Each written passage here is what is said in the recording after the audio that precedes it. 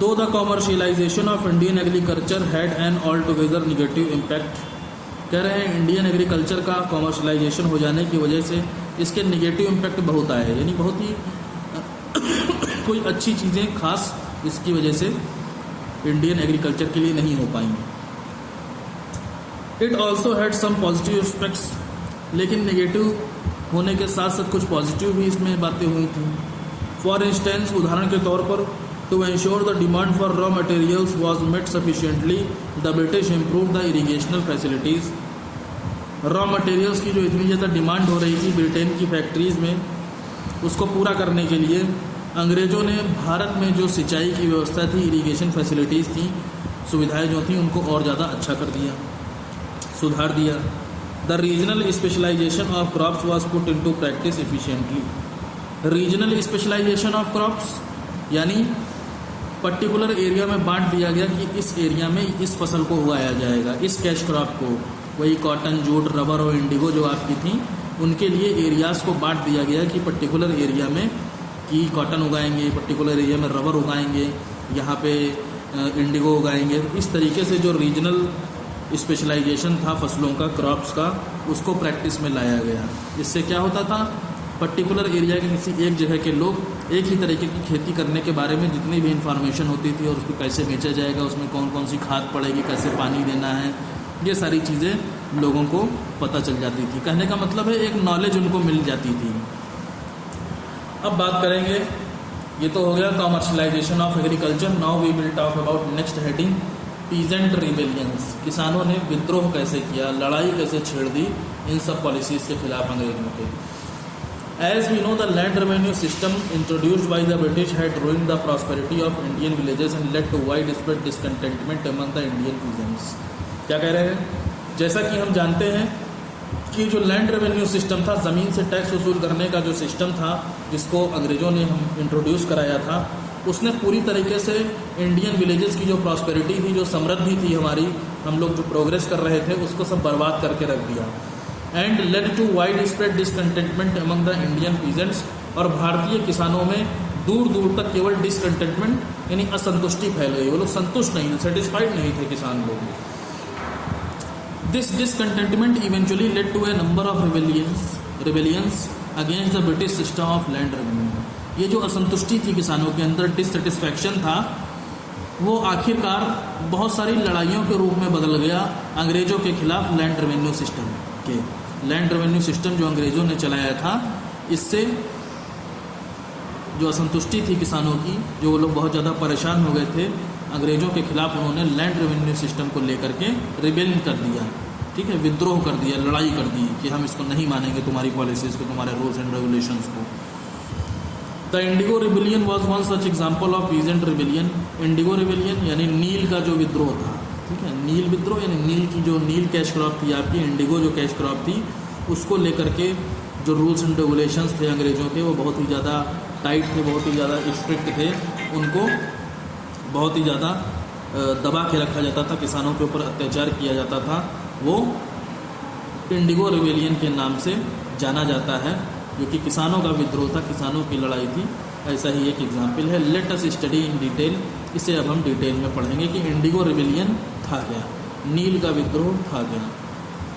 क्या कह रहे हैं, Indigo was a tropical plant that was widely cultivated for the dark blue die it produced. Indigo एक tropical plant था। Tropical बोलते हैं, ये ज्योग्राफी का एक वर्ड आपके इसमें हिस्ट्री में आ गया है। ट्रॉपिकल ज्योग्राफी में आप पढ़ेंगे। वैसे ट्रॉपिकल का मतलब आपको शॉर्ट में बता दूँ मैं, जो ट्रॉपिकल आप कह सकते हैं जो पेड़ पौधे ज़्यादा पानी की डिमांड करते हैं, ठीक है, या फिर ऐसे पेड़ पौधे जो बरसात में अच्छे से उगते हैं, रेनी सीजन में अच्छे से उगते हैं, ठीक है। तो ऐसे ही फॉरेस्ट के बारे में हम ज्योग्राफी में कुछ चैप्टर्स के बारे में पढ़ेंगे। उसमें एक चैप्टर है फॉरेस्ट से रिलेटेड, उसमें सब आपको बताए गए हैं tropical, evergreen forest, coniferous forest, ठीक है। तो इस तरीके के जो फॉरेस्ट हैं, वहाँ पर आपके इंडिगो जैसे पेड़ पौधे जो उगते हैं, उनको ग्रो किया जाता है। तो उसी से रिलेटेड आपका ट्रॉपिकल है कि इंडिगो एक ट्रॉपिकल प्लांट है that was widely cultivated for the dark blue die it produced. जिसको इसलिए उगाया जाता है कि उसमें से गाढ़े नीले रंग का डाई प्रोड्यूस किया जा सके। The textile factories that had come up in Britain, कपड़े के कारखाने जो कि ब्रिटेन में खोले गए थे इंडस्ट्रियल रिवोल्यूशन के समय, created a huge demand for Indian Indigo, वहाँ पर भारत में उगाए जाने वाले नील की बहुत ज़्यादा डिमांड थी। इन India Indigo was cultivated through 2 methods, निज एंड रियोटी। इंडिया में इंडिगो को 2 मेथड से उगाया जाता था, निज और रियोटी।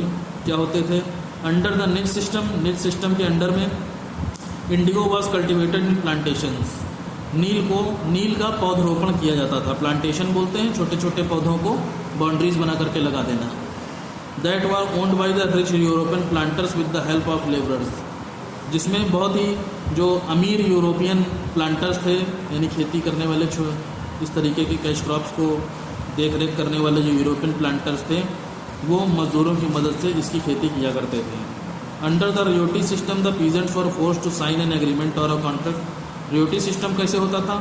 इसमें किसानों को मजबूर किया जाता था एक एग्रीमेंट के ऊपर, एक कॉन्ट्रैक्ट के ऊपर एग्रीमेंट करने के लिए, उस पर सहमति करने के लिए उसको ज़बरदस्ती उनको राजी कराया जाता था। Those who sign the contract got cash advances from the planters, जो लोग उनकी जो भी बातें थी उस एग्रीमेंट को, उस कॉन्ट्रैक्ट को मान लेते थे, उनको एडवांस में कैश देते थे planters, European planters, at low rate of interest to produce indigo, और जो इंटरेस्ट लगाते थे उस कैश के ऊपर, जो भी उनको पैसा दिया जाता था किसानों को, उसके ऊपर बहुत कम ही इंटरेस्ट लगा करके इंडिगो की खेती करने के लिए उन किसानों को दे दिया करते थे। But the loan terms insisted that the riots cultivate indigo on at least 25% of the area under their holdings and deliver the crops at a very low price. अब loan terms insisted that the, जो loan दिया जाता था किसानों को, वो ये insist करता था, वो ये बताता था that the ryots cultivate indigo on at least 25% of the area, कि जो ज़मीन किसानों को दी गई है उसमें केवल 25% जो एरिया है, 25% जो एरिया है, केवल उस पर वो कैश क्रॉप को उगाएंगे। And deliver the crops at a very low price, और जो फसल वो उगाएंगे वो बहुत ही कम दामों में बेचेंगे। ये सारे एग्रीमेंट पर पहले ही साइन करा लिया जाता था किसानों के ऊपर। जो आपको रियोटी सिस्टम के अंडर में बताया गया है कि एक एग्रीमेंट या एक कॉन्ट्रैक्ट के ऊपर एग्रीमेंट कराया जाता था किसानों से, उसमें यही होता था कि जो ज़मीन उनको दी जाती थी खेती करने के लिए, उसमें भी केवल 25% के ऊपर ही वो लोग एग्रीकल्चर कर सकते थे, और बाकी का जो एरिया है वो ऐसे ही खाली पड़ा रहता था, तो उनके अंडर में रहता था अंग्रेज़ों के। And deliver the crops at a very low price, और उस 25% में भी जो वो चीज़ें उगाएंगे, जो भी कैश क्रॉप को ग्रो करेंगे, वो भी बहुत ही कम दामों में बेचेंगे। ऐसे एक एग्रीमेंट के ऊपर किसानों से अंग्रेज साइन करा लेते थे। फिर in India indigo cultivation was majorly done through the ryoti system. भारत में इंडिगो की जो खेती होती थी वो मुख्य रूप से, यानी मेनली जो है वो रियोटी सिस्टम के थ्रू ही की जाती थी। Contributing to the plight of peasants, indigo cultivation would also leave the land unfit to grow any other crop. Contributing to the plight of peasants, किसानों की दुर्दशा, प्लाइट बोलते हैं दुर्दशा, किसानों की दुर्दशा को देखते हुए, उनको मदद देते हुए, Indigo cultivation would also leave the land unfit. Indigo की खेती करने के बाद जो लैंड होती थी, जो ज़मीन होती थी, उस पर और किसी दूसरी तरीके की क्रॉप को उगाया नहीं जा सकता था। इससे किसानों को जो दुर्दशा उनकी बनी हुई थी उसमें थोड़ी मदद मिलती थी। उनको दोबारा उस पर जब हो ही नहीं पाती थी तो कई किसान बच जाते थे उनके अत्याचार से, अंग्रेज़ों के अत्याचार से। फिर कह रहे हैं consequently the cultivation trapped peasants in a never ending cycle of डेब्ट as they were unable to pay back the loans taken for indigo cultivation. कह रहे हैं कॉन्सिक्वेंटली आगे आने वाला जो टाइम था उसमें कल्टीवेशन ट्रैप्ड पीजेंट्स, इस कल्टीवेशन की वजह से जो किसान थे वो ट्रैप हो गए, यानी जाल में फंस गए। In a never ending cycle of डेब्ट, कभी ना ख़त्म होने वाले कर्जे के चक्र में। As they were unable to pay back the loans taken for indigo cultivation, क्योंकि वो इंडिगो कल्टीवेशन के लिए जो लोन लेते थे उसको कभी भी वापस नहीं कर पाते थे टाइम पे। The inhuman conditions created by indigo plantation for the Indian peasants led to the indigo rebellions of Bengal in 1859 to 60। Inhuman conditions यानी जो अमानवीय या गैर इंसानियत की जो परिस्थितियाँ या जो कंडीशंस इंडिगो प्लांटेशन की तरफ से किसानों के लिए पैदा कर दी गई थी, बना दी गई थी भारतीय किसानों के लिए, led to the indigo rebellion of Bengal in 1859 to 60। इसकी वजह से ही बंगाल में पहला नील के लिए विद्रोह 1859 से 60 के बीच में किया गया। The indigo cultivators went on a strike. नील की खेती करने वाले जो किसान थे वो स्ट्राइक पे चले गए, हड़ताल पे चले गए। And rebelled against European indigo planters, और यूरोपियन इंडिगो जो प्लांटर्स थे उनके खिलाफ विद्रोह कर दिया, ये लड़ाई छेड़ दी। Unable to contain the rebelling peasants and indigo commission was form to review the situation and resolve the problems. अब रेबेलिंग पीजेंट्स यानी आगे बढ़ते हुए या विद्रोह करते हुए जो किसान थे उनको अंग्रेज लोग दबा नहीं पाए, और जो इंडिगो कमीशन था यानी उसके बाद एक नील की खेती करने के लिए उसमें और ज़्यादा सुधार करने के लिए इंडिगो कमीशन बनाया गया, जिससे कि उनके समस्याओं को सुलझाया जा सके और जो उनकी सिचुएशन हो उसको रिव्यू किया जा सके, यानी उसको चेक किया जा सके। ऐसा एक कमीशन बनाया गया। ठीक है, जब किसी लॉ में किसी कानून में सुधार करते हैं तो उसके लिए जो कमेटी बनती है, ठीक है, उसके लिए जो ग्रुप ऑफ मेंबर्स होते हैं उसको कमीशन बोलते हैं। ठीक है, वो उसमें अपने इम्प्रूवमेंट करती है जो भी और बाकी की चीज़ें करनी है। Next is the commission accepted the fact that indigo cultivation was not profitable for the ryots. इस कमीशन में ये स्वीकार किया गया या इस बात को एक्सेप्ट किया गया कि जो इंडिगो कल्टीवेशन है वो किसानों के लिए, रियॉट्स यानी किसान, पीजेंट के लिए फ़ायदेमंद नहीं है, उसके लिए बिल्कुल भी लाभदायक नहीं है। However it also asked the ryots to fulfil their existing contracts.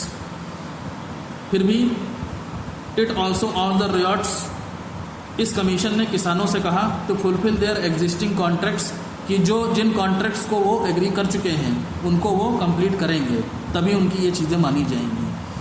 After fulfilling the contract, अब कॉन्ट्रैक्ट को कंप्लीट हो जाने के बाद the ryots were given a choice, किसानों को एक मौका दिया गया to refuse future contracts to grow indigo, कि भविष्य में होने वाले जो कॉन्ट्रैक्ट हैं उनको वो मना कर सकें, ऐसा उनको एक चांस दिया गया या मौका दिया गया।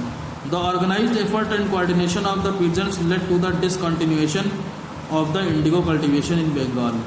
Organized efforts यानी पूरी रणनीति से, सब कुछ सोच समझ करके, किसानों के प्रयासों से, उनकी कोशिशों से, कोऑर्डिनेशन बोलते हैं, अच्छी तरीके से संचालन की वजह से किसानों के, led to the discontinuation of indigo cultivation in Bengal. Bengal में पूरी तरीके से इंडिगो की जो खेती थी, नील की जो खेती थी, उसको डिसकंटिन्यू कर दिया गया, यानी बंद कर दिया गया।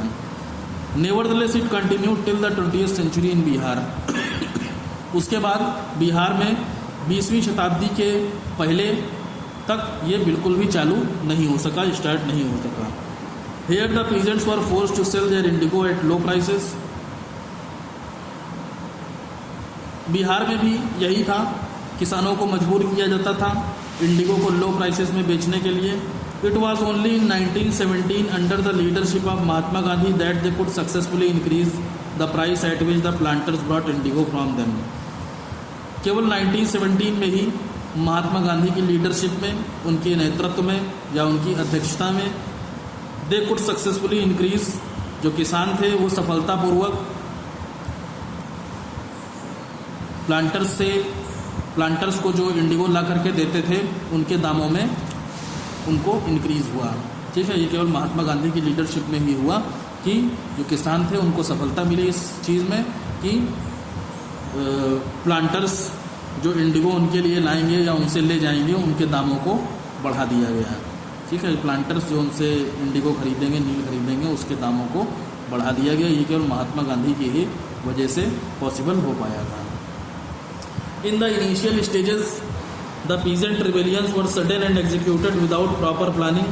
शुरुआत की जो स्टेजेस थी उसमें किसानों का जो रिबेलियन था, उनका जो विद्रोह था, उनकी जो लड़ाई थी, were sudden and executed without proper planning. वो अच्छी तरीके से प्लानिंग ना करने की वजह से एग्जीक्यूट हो गया था, यानी बंद हो गया था या रोक दिया गया था अचानक से। However by the 20th century, लेकिन 20वीं शताब्दी के समय से 20th सेंचुरी में under the leadership of Mahatma Gandhi के लीडरशिप में the peasants were organised into groups. जो किसान थे वो ग्रुप्स में बट गए।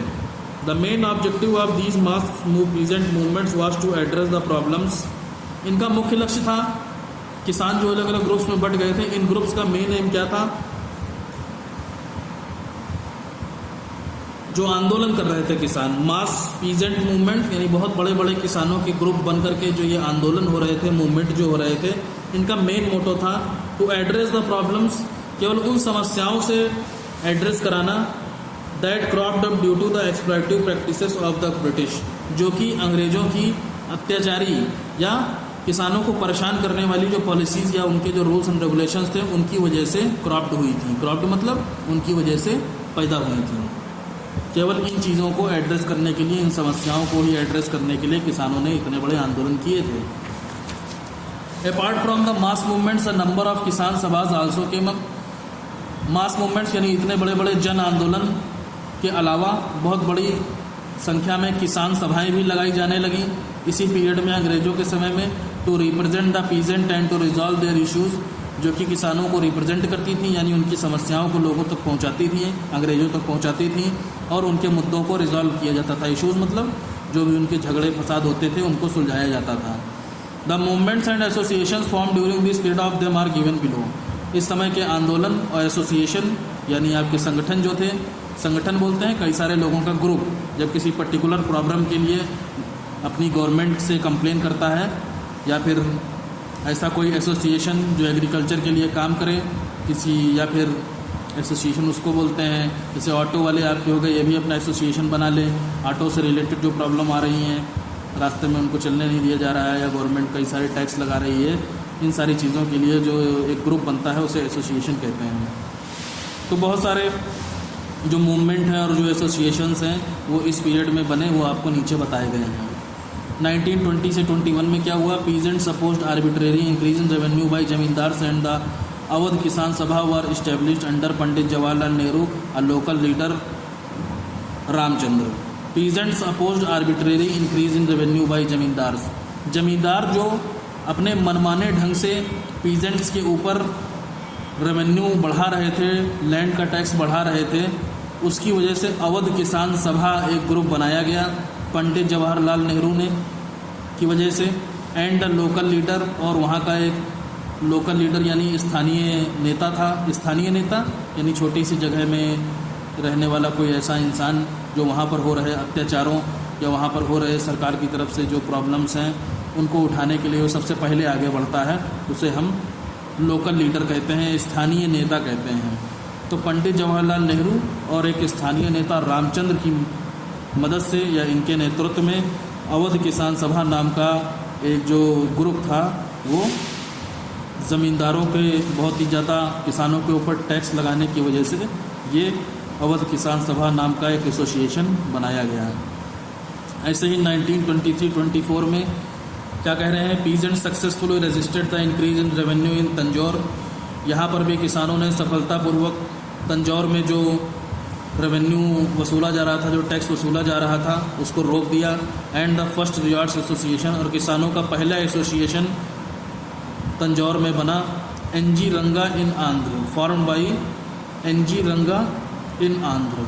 ठीक है, आंध्रा में, आंध्रा एक प्लेस का नाम है, यहाँ पर एनजी रंगा नाम का एक व्यक्ति था, इनकी वजह से रियार्ड्स एसोसिएशन बनाया गया, यानी किसानों का समूह बनाया गया या एसोसिएशन बनाया गया पहली बार तंजौर में। फिर 1927 की बात करेंगे, टी प्रकाशम एंड के वंकटा पाया स्पेयर हेडेड अ किसान movement in the Krishna Godavari delta. ये दो व्यक्ति थे, दो पर्सन थे, टी प्रकाशन और वंका टपाया।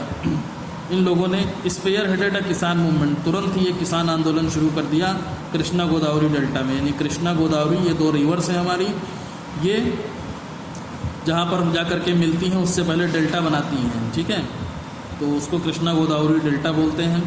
डेल्टा आपका लैंड सरफेस ही होता है, दो नदियाँ जब एक दूसरे से जाकर मिलती हैं तो ये ट्रायंगुलर शेप का एक लैंड सरफेस बना देती हैं, ट्रायंगल शेप का, उसे हम डेल्टा बोलते हैं। तो कृष्णा गोदावरी डेल्टा जो है हमारा, वहाँ पर इस आंदोलन को तुरंत ही शुरू कर दिया गया।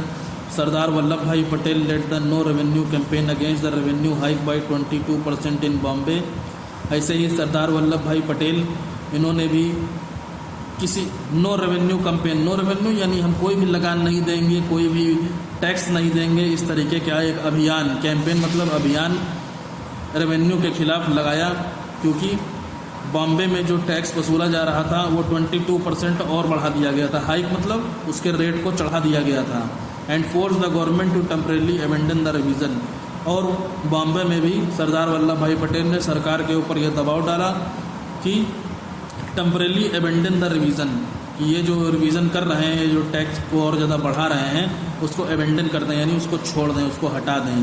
टेम्परेली यानी अभी फ़िलहाल तो इसको हटा ही दें। ऐसा सरदार वल्लभ भाई पटेल ने कोशिश किया। तो ये हो गया आपके चैप्टर का explanation. Next on next, thank you very much.